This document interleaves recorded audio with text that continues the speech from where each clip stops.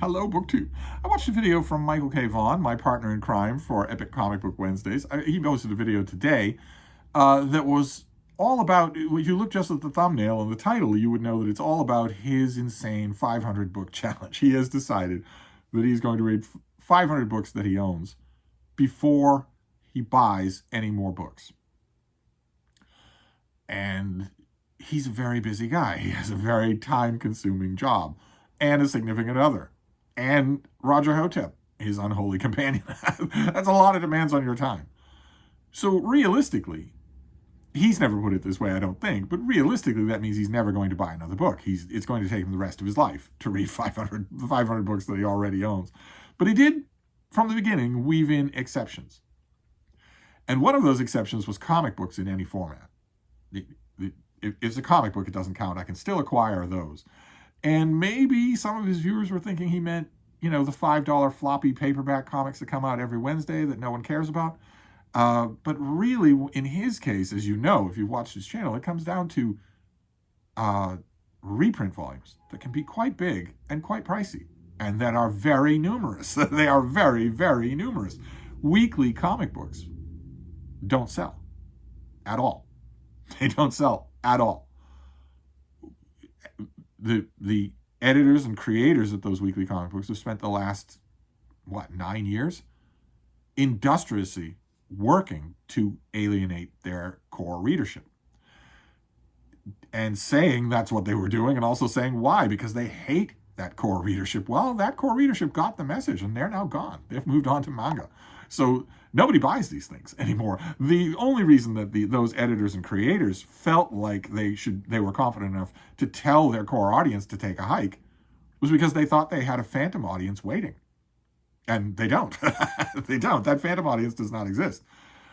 Which means that both the major superhero comic book companies, Marvel and DC, have poured some time and effort, some thought, into repackaging reprints. Because the fans that you've alienated and told are racist and sexist and Islamophobic, they will still buy well-packaged reprint volumes of stuff they know they like, of stuff that came out before monthly comic books were virtue signaling, SJW virtue signaling. They are virtue signaling now, almost all of them. But there was a long time, there was 80 years where they weren't that, and these companies have always done reprints. But they've realized that that's where the money is, because the phantom audience is not going to pay for anything. But the old audience, the audience that they've told, we hate you, they will still pay for good reprints. And that means that the market for reprint volumes is robust. And when I saw that title of Mike's video, I thought, oh, here we go with the add-ons. Here we go with the exceptions.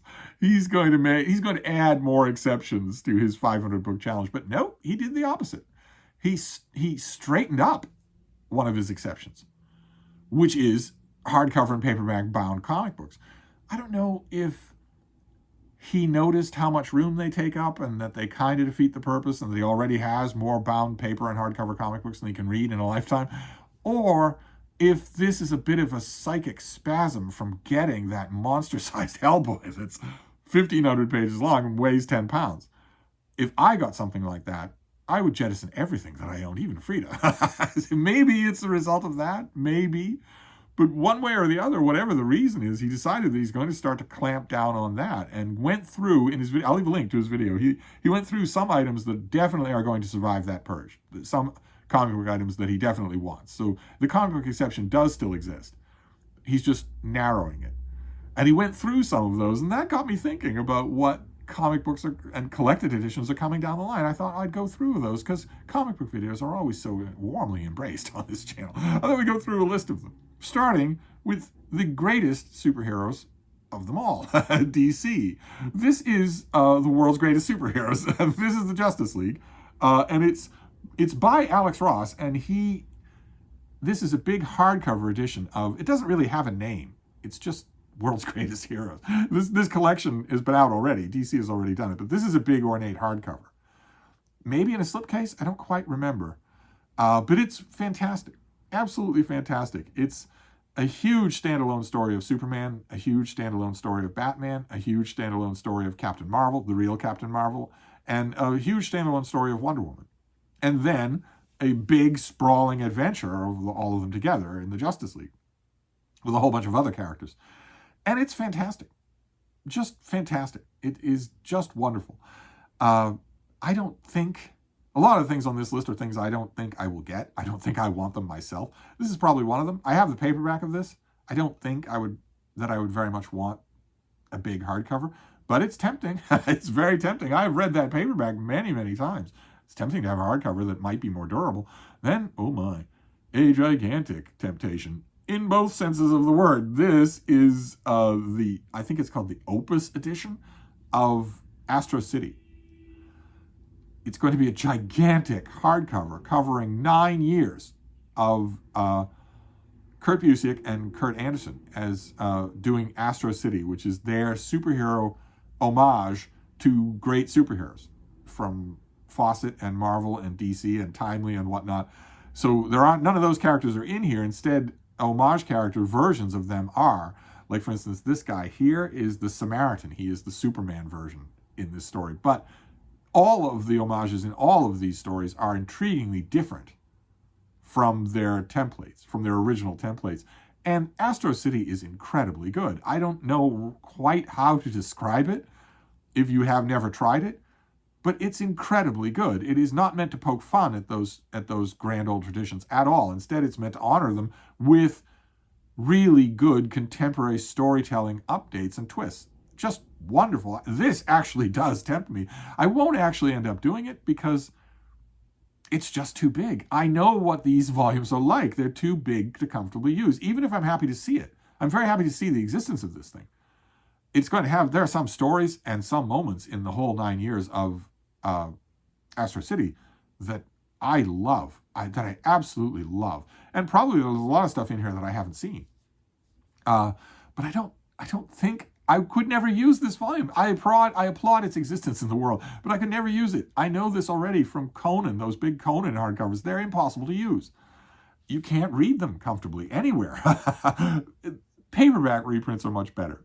And of course, Epic Comic Book Wednesday itself is named after the Marvel's Epic Collection line, which is full-color reprint line that they do of their whole back catalog.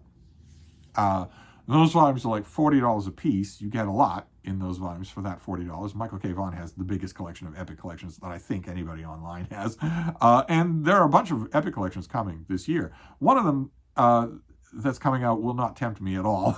This is The Evil Reborn, an Avengers Epic collection that, yes, it has a George Perez cover, and he's a terrific artist, but the issues in here are terrible, absolutely terrible. This will not tempt me in the slightest. I will be tempted. I think this volume has an Avengers annual every year. In addition to the monthly comics, the superhero comics will also come out with an annual. And I think this includes an annual that was drawn by Mike Golden, a great artist who is too meticulous to do monthly work. I think one of the only times he ever drew the Avengers, and it's incredible. It introduces the character of Rogue, and it's incredibly drawn. Just amazing. I don't agree with it. I don't like it at all. Rogue's powers should not work on Thor. Just plain and simple. But that's not enough for me to get that volume. No way, no how. There's another Epic collection. Marvel's only putting up one of the covers of it. It's something like a Big Adventure in the Big Apple or something like that. I don't really care, because all I know about this Epic collection is that it will collect more in the Ross Andru run as the artist on Spider-Man, who is badly underrated. I love Ross Andru's work for the whole of his run on Spider-Man. I think it's fantastic. I grab it whenever I see it reprinted. I don't know if this will be the final cover. That would be bad if it were. This is not a good, Ross Andru is not a good cover artist. And there are great covers in here, but you're going to see the Epic collections often muff on covers. They often do a bad job on covers. And then this next one is Kurt Busiek, again. And this is a big volume that collects his work on Superman. He has written Superman in various projects and various lengths of time for a long time. And I think there are going to be 2 volumes of this. It's a big hardcover volume, probably too big for me to get. I may be Superman's most diehard fan on BookTube. If I'm not, then it's Michael K. Vaughan. but if it isn't Michael K. Vaughan, if it's me instead, then I get it only because I've been a Superman fan a lot longer than he's been alive. But This is the kind of thing that once upon a time I would have told uh, Adam, the guy at my comic shop, I definitely want it. But now I don't know that I do. It's going to be big and heavy. It's going to be too unwieldy to use. So I'm glad that it exists in the world, but I doubt that I would want it. Then we have The Man Who Sold the United States, an epic collection of Captain America. Here we have a beautiful Gil Kane cover, and believe it or not, that is not even the prettiest Gil Kane cover of the covers of the issues collected in this volume. This volume is the storyline that made history because Captain America became so disillusioned with America itself in the wake of Watergate that he stopped being Captain America and took on the identity of a superhero named Nomad, who, well, he dressed differently than Captain America. Let's just put it that way. He didn't use a shield, didn't use the red, white, and blue colors. He dressed, well, you got to have something for the gays, right? Right. And for a while, in Captain America's comic book, the main character was Nomad, and until events forced him to come back to don the chainmail again. I love these issues. There are some of the issues in here that I don't love, but this definitely will be tempting to me. Then a reissue. The reprint line in Marvel and DC is so healthy that they will regularly reissue things. Like I think next year, one of the epic collections that they've printed a number of times is called Children of the Atom. It's the volume that reprints the original 20 or 30 adventures of the X-Men. That's getting another reprint in 2024. So that's been reprinted a number of times now, which is always a roulette wheel. It's always a gamble. You don't know if Marvel or DC especially is ever going to reprint a volume that they come out with. So you can't be sure. You just can't be sure. But this big volume, this will be reprinted until we're all old and gray. This is a big volume of Daredevil by Frank Miller, either drawn by Frank Miller or written and drawn by Frank Miller. And this has just everything that he ever did. This has even one particular issue of Marvel Comics' What If comic book, but also everything else, including the stuff that he wrote. Frank Miller wrote a screenplay called Man Without Fear, which was drawn by John Romita Jr. I'm sure that'll be in here. And it's terrific. It was never actually bought it was never actually produced. But it's really, really good. It's a variant on the origin story of Daredevil. Again, this is a huge hardcover, and I have all of these things. So I won't be tempted by it, but I am interested in it being out there, especially since it shows me that 2024 is really going to be a banner year for Daredevil. If you're a Daredevil fan, I'm not a Daredevil fan, despite the fact that a huge amount of great comic books have been written and drawn of Daredevil. I have been on and off collecting Daredevil almost since the beginning. I think I got his first appearance mainly for the artwork. His first appearance was done by a great artist. And then I remember reading, I think a friend had issue 2 or 3, and I remember thinking, okay, so he gets his powers from radioactivity striking his eyes. It blinds him, but it gives him extra sharp senses. And then gradually in the course of the comic, he develops a radar sense that isn't an extra sharp human sense. It's a different sense. And I kept thinking, okay, but it doesn't make him super strong. He's not invulnerable. So he's just a guy in a bright red leotard running around Hell's Kitchen with a billy club. It's fairly well known what would have happened to such a man in the 1960s. I'm not saying he wouldn't have enjoyed it, but he wouldn't have been fighting supervillains. but nevertheless, Daredevil, the character, has attracted great artists over and over and over again. I'm not a big fan of the artist Bob Brown, for instance, but he did his best work on Daredevil. And of course, the great Gene Colan was an artist on Daredevil for a long time. And he's getting a lot of great reprint volumes in 2024. I don't know if, surely the epic collections, I mean, in his video, Mike mentions that he won't be getting all of them, but surely, well, anyway, this is The Concrete Jungle, with a kind of a bad Gene Colan cover, but this will have a lot of great Gene Colan artwork in it. It'll be very tempting to me, and you have another one. This is a big $100 omnibus. I think this is number 3. The omnibus volumes are just collecting all of Daredevil. So if you don't want the Epic Collection paperbacks, well, you can get these big hardcover things, like the big hardcover omnibus editions that you've seen on Mike's channel. This is the 3rd one. Here is a John Romita Sr. cover of Daredevil. You would think Daredevil is just a study in human anatomy. He is just basically a naked man in a bright red leotard, leaping and springing and jumping and punching and whatnot. You would think that would be a field day for John Romita Sr., but he never quite clicked on this character. His artwork on Daredevil is not particularly good, which is kind of weird. The same visual criteria applies to Spider-Man, and that's where John Romita Sr. became legendary. But then the Daredevil collections just keep on coming. They're doing a reissue of the Fall from Grace Epic Collection, where Daredevil, this is very, very weird. It's really good, but it's very weird. Elektra is bald.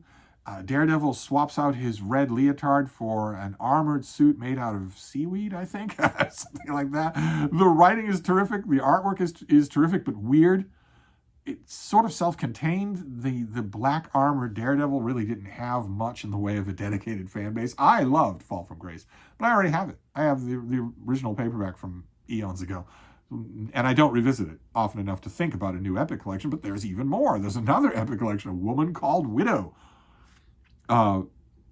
with a great Gil Kane cover. The Gil Kane cover doesn't make a whole lot of sense. If the owl struck Daredevil like that, Daredevil would simply die, because he's 500 feet above the streets of New York, or it looks like the East River, so he would just die. But the long vying back and forth between Daredevil and the supervillain, the Owl, was an epoch in Daredevil history. It had fantastic artwork by Gene Colan. Fantastic. The best, most sensuous rendering of Natasha Romanoff, the Black Widow. Just amazing. Just amazing. And the Gil Kane covers are also great for a lot of these issues. A lot are better than this. So this is going to be very tempting. How odd and ironic it would be if 2024 was a year where I got an entire shelf of Daredevil when I don't care for the character. But then we move on to another Epic collection. This is the Defenders. For a long time, Marvel Comics had the Fantastic Four, which is a family, and they had the Avengers, which is a team, and they had the X-Men, which is a class in a school. Then they had a non-team called the Defenders. They met in Doctor Strange's Sanctum Sanctorum on Bleecker Street in Greenwich Village, and there was no set membership. There were no codes or anything like that. They were a non-team. They grouped together informally. But fans liked them. Fans liked the idea of bringing all the characters who were regularly associated with the Avengers were not typically regularly associated with any other team. So it was a chance for Marvel fans to see those characters in action. And the Defenders comic book for a long time, for probably 30 issues, attracted a lot of really good talent. Steve Englehart as a writer, and Sal Buscema doing really good work, usually really good work, also very ably inked in a lot of cases, where a lot of times Sal Buscema is not. And this is called Enter the Headmen, and this is what they chose for the cover. This is a Sal Buscema cover. First of all, he's not very good with covers. This is just characters fighting each other. It's not interesting or well composed at all. If you know these characters, then you can see Doctor Strange facing off against Magneto. You can see Nightwing facing off against the Blob, and the Hulk facing off against Eunice the Untouchable. But the issues that are reprinted in here have, when they were on the stands originally for 25 cents, some of them came with glorious Gil Kane covers, just glorious. Why you wouldn't choose one of those as the cover of this, I do not know. The only explanation I can come up with is that the people involved, even in the reprint line, are just dumb. They're just young people who were hired for the color of their hair and don't know anything about comics. So they're looking at this thing, oh, the man babies will like this because it's a whole bunch of the slam, pow, kapow stuff. It's the only explanation I can come up with. Anyone with eyes who looks at the covers of the issues that are reprinted in this volume would pick anything but this. But the issues themselves, there's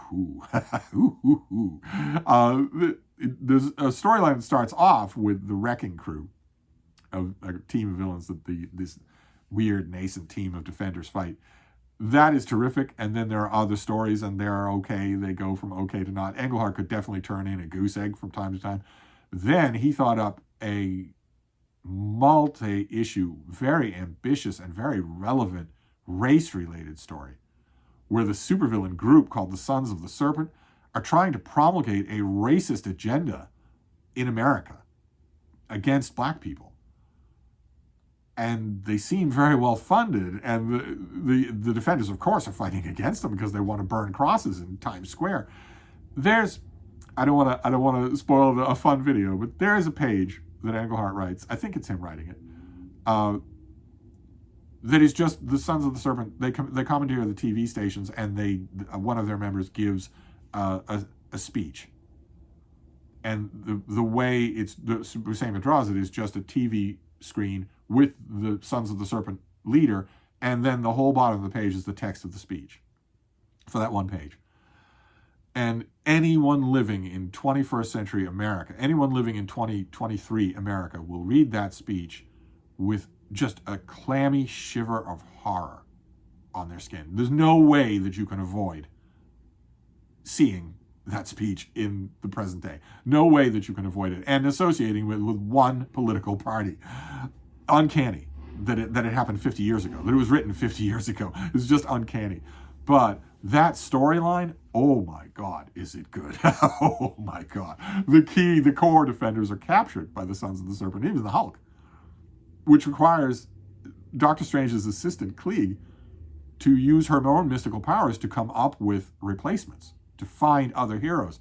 A tiny bit of the endemic sexism of the time, that when she does find a replacement team, she doesn't join the action herself. She's as mystically adept as Doctor Strange, but she doesn't do that. She keeps the home fires burning while the men go out and fight.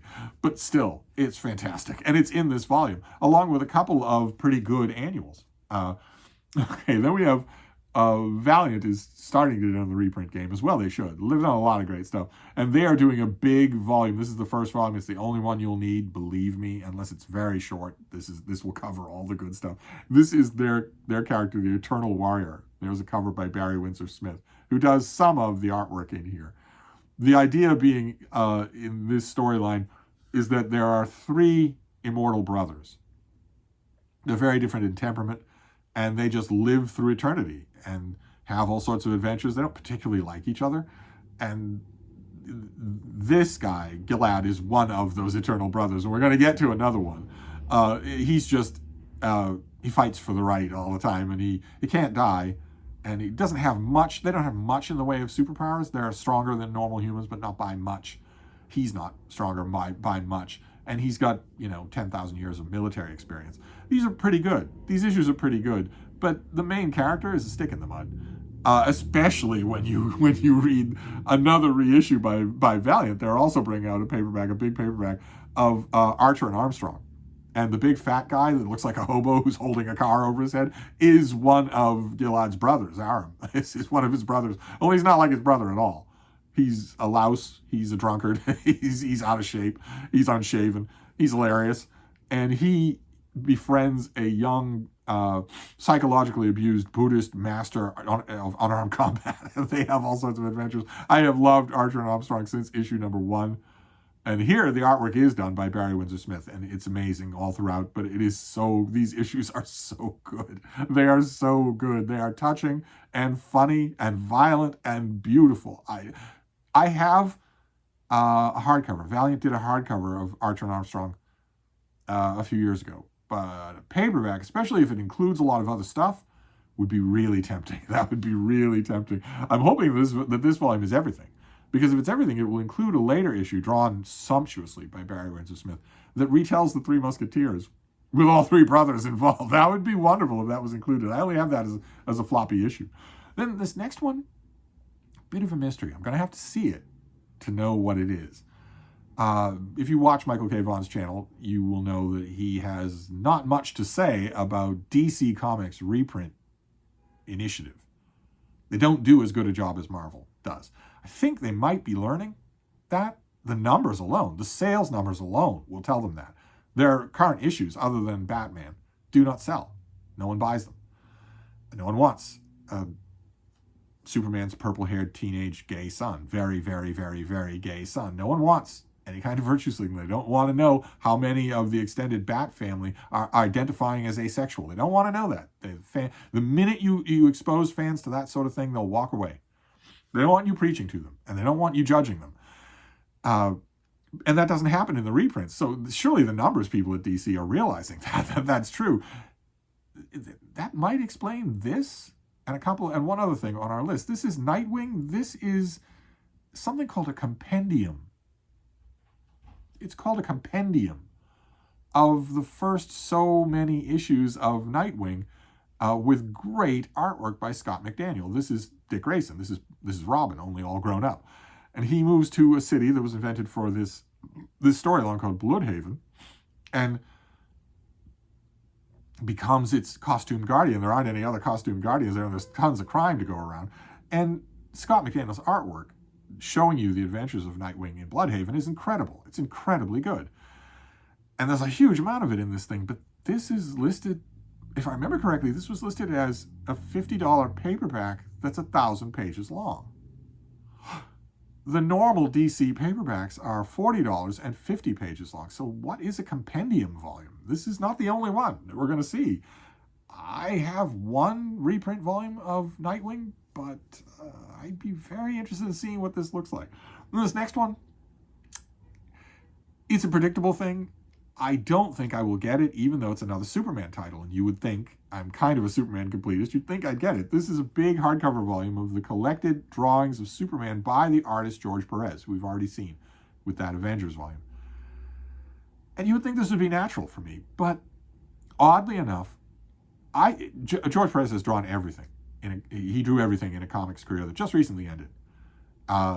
And he was a fan favorite through the whole of his time as a penciler. Everybody loved him. If he was announced as being the artist on a book, pre-orders and sales would be great. And yet, in all that time, the one character that I've never liked him drawing is Superman. Superman seems to be the one character he just doesn't get. With the only exception being his drawings of two different Supermen in Crisis on Infinite Earths, where it does work. And I wonder if that's just because they were part of a gigantic ensemble and Perez was really good at gigantic ensembles. But a lot of this is going to be stuff that I bought on the stands and didn't keep. Imagine not keeping a Superman issue because I didn't like it. We'll see. If I can do it without feeling like quite the parasite, I'll thumb through it at my local comic shop and see if it has enough good stuff in it. Then we have a hardcover of something by Brian Michael Bendis, the author Brian Michael Bendis, and the artist Oliver Coipel, who is great. This is a hardcover of Siege, which I have the paperback, and it is ready to be retired. I reread this all the time. This is a storyline where Norman Osborn, the Green Goblin, has convinced the world that he's a good guy. He's not. And he is leading a false version of the Avengers. They look like normal heroes. They look like Daredevil or Spider-Man or whatnot, but they're actually villains. The real heroes of the Marvel Universe he has driven into exile or put in prison, as he's just taken over the superhero community of the country. There's one exception to that. Thor, the god of thunder, the original founding member of the Avengers, has recently returned to the Marvel Universe, and so has Asgard. But it is not out in the nether realms of the sky connected to Earth by the Rainbow Bridge. Instead, it's hovering 10 feet over Oklahoma. And it's full of Asgardian warriors. Thor lives there.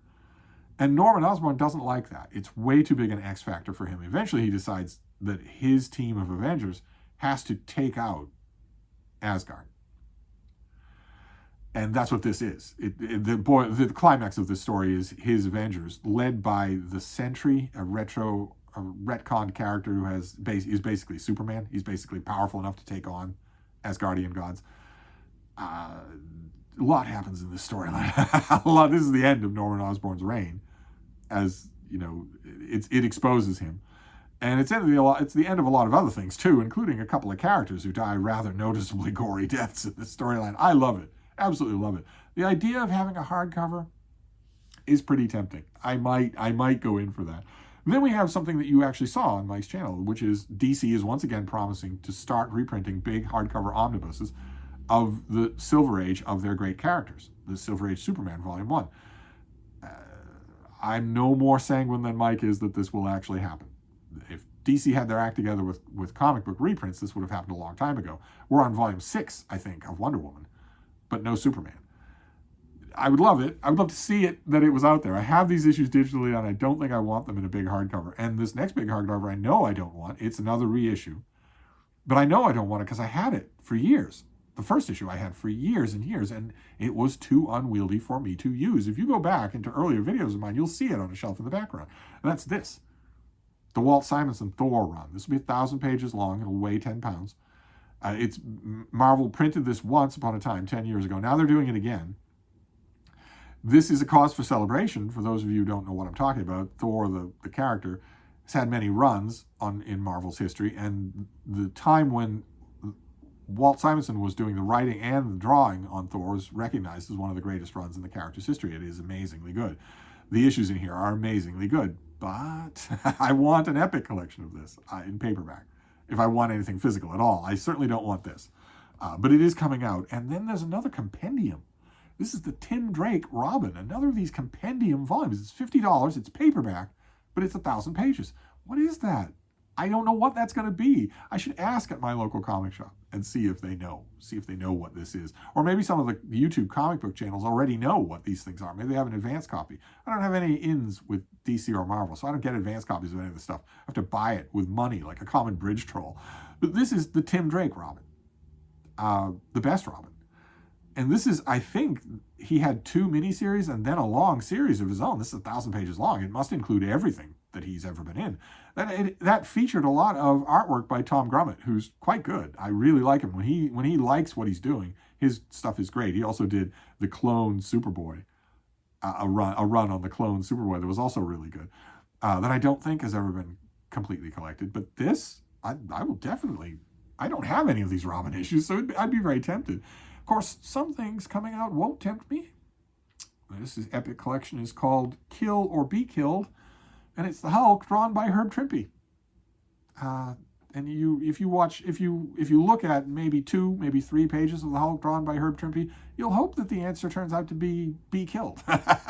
So, but there'll be other artists in here as well. I'm pretty sure that this volume extends to the period when Hulk was being guest drawn by Sal Buscema, who's quite good. Maybe even Marie Severin is in here. There's another Hulk item in here, though, that I will be far more tempted. This is a big hardcover edition of World War Hulk with great artwork by John Romita Jr., the son of the John Romita I mentioned in connection with Daredevil. He does great artwork here. The Avengers exile the Hulk to an alien world. They don't want to run the risk of him, endangering Earth by going on a mindless rampage. He becomes a warlord on that world, falls in love with a green-skinned woman. She dies, and he vows revenge on all the heroes who exiled him. And he comes back to the Marvel Universe and fights them all. So part 2 of World War Hulk is the greatest Marvel throwdown you've had in years. Once upon a time, periodically, in ye olden days, the Marvel writers used to recognize that if the Hulk goes on a rampage, the other superheroes drop what they're doing and all combine to fight him. And that should be a walk in the park. If Doctor Strange is fighting you, you're going to lose. If the key that makes World War Hulk doable is the same thing that made Norman Osborn's Superhero Initiative Act doable, is that both stories took place at a time when Thor was not a character in Marvel, where he was gone for some reason or another. Of course, so we have the Hulk fighting everyone when he comes back to Earth. The Thing. He disposes of Hercules in an off-panel thing. That shouldn't happen. Hercules should be able to beat the Hulk. He disposes of everybody, basically, and it's amazing. It's amazingly done. The Sentry is a key focal point in this comic as well, before Marvel finally gets rid of him in Siege. Then we have a hardcover of X Factor. This was the original X-Men team, only all grown up, and they take on the name X Factor. And I remember when this came out, I bought the first issue. I thought to myself, you should like this. You liked the original X-Men team and came to like it a lot once the book sort of grew up. This should be exactly what you want, but it wasn't. It absolutely wasn't. Not even when Walt Simonson briefly came on as the artist. So maybe this next one, the last one, will be the thing. I've already read this. I got a big hardcover. I think this must be a reissue, because I had this as a big hardcover once upon a time. And I feasted on it, but I didn't keep it. I don't know if this will tempt me anymore. This is the X-Men The Hidden Years, where the powers that be at Marvel Comics let John Byrne, the fan favorite artist and writer John Byrne, they let him come on to tell previously untold stories of the original X-Men. And it's visually really interesting. I might be tempted by this a second time. I might be. I don't know. I don't know. I'm curious to know about this whole list. Which things on this list will tempt me in the way that I think Michael K. Vaughan will also be tempted by some of these things as 2024 dawns, and suddenly, well, he still has technically that exception on the table for his 500 book challenge. We shall see. I don't know how many of these will tempt me. It's going to be weird if I'm tempted to get a whole bunch of Daredevil of all things. But I think the main temptation of these things for me will be those compendium volumes. I want to see what they are. Could it be that after all this time, DC Comics is going to do something right when it comes to their reprint lines? That would be incredible. And if they can do a compendium line of Nightwing and Tim Drake Robin, well, who else can they do? A compendium volume of the Legion of Superheroes would be quite nice. but well, we shall see how it all breaks down. These are the temptations that are coming out there to tempt your own book buying ban if you're a comic book reader. And there's plenty more where that came from. So I'll wrap this up for now, and we'll revisit the subject later. Thank you, BookTube.